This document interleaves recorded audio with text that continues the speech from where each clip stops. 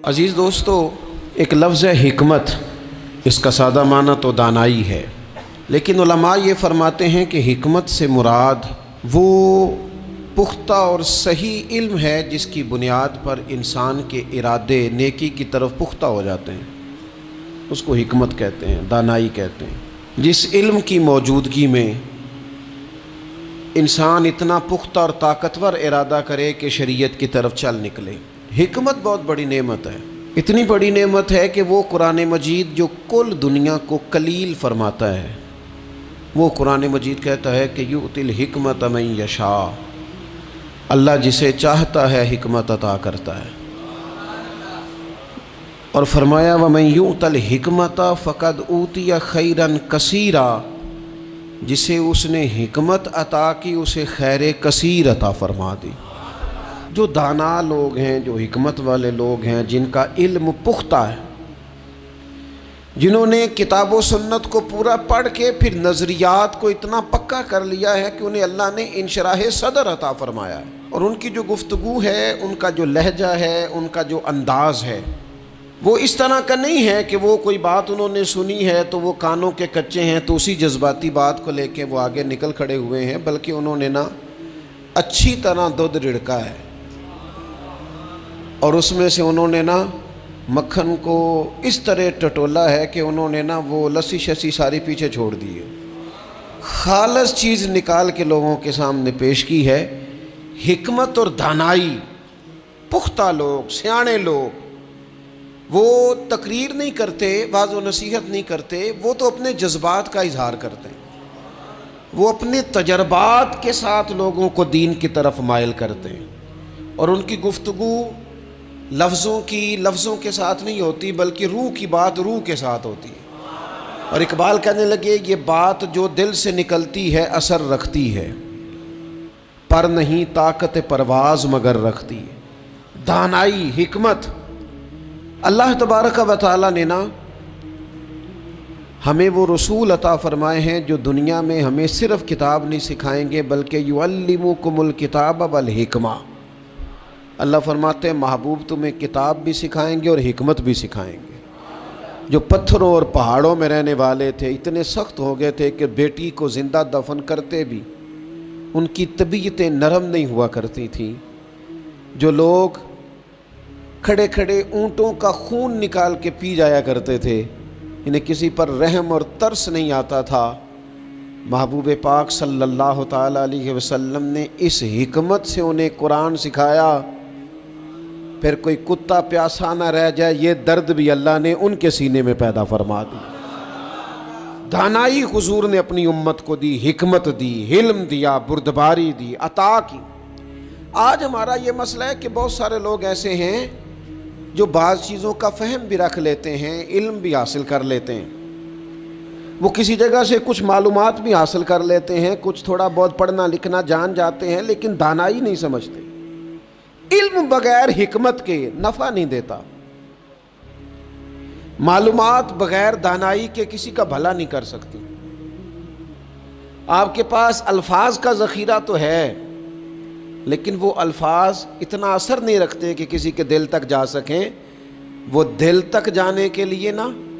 بتانے والے کا صاحب دل ہونا بڑا ضروری ہوتا ہے۔ حکمت، دانائی رسول پاک علیہ الصلوۃ والسلام نے عطا کی،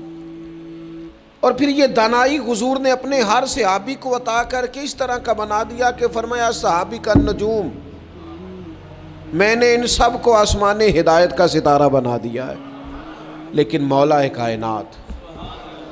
شیر خدا، علی المرتضیٰ،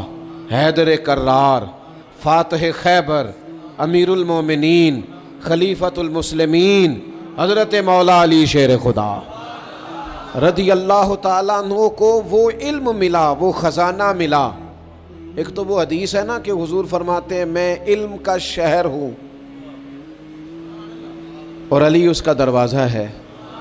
اور ایک ترمذی میں حدیث یوں بھی موجود ہے، حضور فرماتے ہیں میں حکمت کا گھر ہوں، وہاں شہر کہا، یہاں گھر کہا، فرمایا میں حکمت کا گھر ہوں، علی اس کا دروازہ ہے۔ حکمت اور دانائی کا گھر ہے، ایک گھر، علی اس کا دروازہ ہے۔ نبی اکرم نور مجسم شفیع معظم صلی اللہ تعالی علیہ وآلہ وسلم کے علوم سے جو حصہ حضرت مولا علی شیر خدا کرم اللہ تعالی وجہہ الکریم نے حاصل کیا، صحابہ فرماتے ہیں 70 کے قریب وصیتیں کی ہیں نبی پاک نے مولا علی شیر خدا کو، اور وہ ایسی خاص باتیں ہیں جو صرف مولا علی جانتے ہیں، انہی کا خاصہ ہے جو رسول پاک نے ان کے ساتھ فرمائی ہیں، وہ انہی کا خاصہ ہے۔ آپ اتنی بڑی تعداد میں اعتکاف میں بیٹھے ہیں، اللہ کا گھر ہے، پاکیزہ ماحول ہے، تزکیہ اور تصفیہ کے دن بیت رہے ہیں، شب بیداریاں ہیں، دعائیں ہیں۔ امام ابو نعیم نے 5 باتیں لکھی ہیں جو حضرت مولا علی شیر خدا رضی اللہ تعالیٰ عنہ نے خود فرمایا۔ حضرت علی فرمانے لگے میری 5 باتیں یاد کر لو، اور فرمانے لگے اونٹوں پر بیٹھ کر تلاش کرنے نکلو گے تو یہ باتیں تمہیں ملیں گی کہیں بھی نہیں، لے لو ہم سے، حاصل کر لو، یہ فیض ہے۔ فرمایا ڈھونڈنے نکلو گے نہ ڈھونڈنے تو تمہیں یہ ملیں گی، ڈھونڈنے سے نہیں چیزیں ملیں گی۔ فرمانے لگے 5 باتیں لے لو یار حضرت شیر خدا کی 5 باتیں، آج اس کو سبق کے طور پر رٹا لگا لو، اسے یاد کر لو، دل میں بٹھا لو۔ شیر خدا کی 5 باتیں، علم و حکمت کا نچوڑ، نبی پاک صلی اللہ تعالی علیہ وسلم سے لیا ہوا فیض، وہ حضور کی امت کو بانٹتے ہیں، اپنے سے محبت کرنے والوں کو عطا کرتے ہیں۔ حضرت مولا علی شیر خدا فرمانے لگے 5 باتیں لے لو، تم اونٹوں پر بیٹھ کے نکلو گے تو تھک جاؤ گے، لیکن یہ باتیں تمہیں کہیں نہ ملیں گی۔ حضرت علی باتیں بیان کرتے ہیں، فرماتے ہیں پہلی بات یہ یاد رکھنا، بندے کو امید صرف اپنے رب سے رکھنی چاہیے، جیت جاؤ گے دوستو دنیا میں اگر یہ بات آ گئی تو، بچ جاؤ گے، دل ٹھنڈا رہے گا، بے قراریاں، بے چینیاں، پریشانیاں جان چھوڑ جائیں گی، امید صرف اپنے رب سے رکھو۔ حضرت مولا علی شیر خدا رضی اللہ تعالیٰ عنہ دوسری بات بیان کرتے ہیں، فرماتے ہیں اپنے گناہوں سے ڈرا کرو۔ تم غریب ہونے سے ڈرتے ہو، تم تنگ دستی سے ڈرتے ہو، تم لوگوں کی دشمنی سے ڈرتے ہو، اپنے گناہوں سے ڈرو، کہیں ایسا نہ ہو کہ تمہاری نافرمانیاں رب کی ناراضگی کا سبب بن جائیں، اپنے گناہوں سے ڈرو۔ اور تیسرا مولا علی شیر خدا رضی اللہ تعالیٰ عنہ فرماتے ہیں اگر تم جاہل ہو نا، تمہیں پتہ نہیں، تو علم کے بارے میں سوال کرنے سے کبھی نہ شرمانا، پوچھ لینا فائدہ ہوگا، کسی سے بات کر لینا فائدہ ہوگا، کسی سے سیکھ لینا نفع ہو جائے گا، کسی کو مان لینا اپنا استاد، زندگی بھر سمجھدار ہو جاؤ گے، فیض یاب ہو جاؤ گے۔ اور حضرت علی شیر خدا چوتھی بات ارشاد فرماتے ہیں یہ علماء کے لیے، فرمایا اگر عالم کو کسی مسئلے کا علم نہ ہو تو غلط بات نہ بتائے بلکہ کہہ دے واللہ اعلم، اللہ بہتر جانتا ہے۔ یہ بات یاد رکھیں، جس بات کا پتہ نہ ہو، جس کی خبر نہ ہو، جس پر عبور نہ ہو، اس بات کو آگے بیان نہ کیا جائے اور کبھی بھی غلط بات نہ بتائی جائے۔ یہ حضرت علی شیر خدا ہمیں سبق دیتے ہیں۔ اور 5ویں بات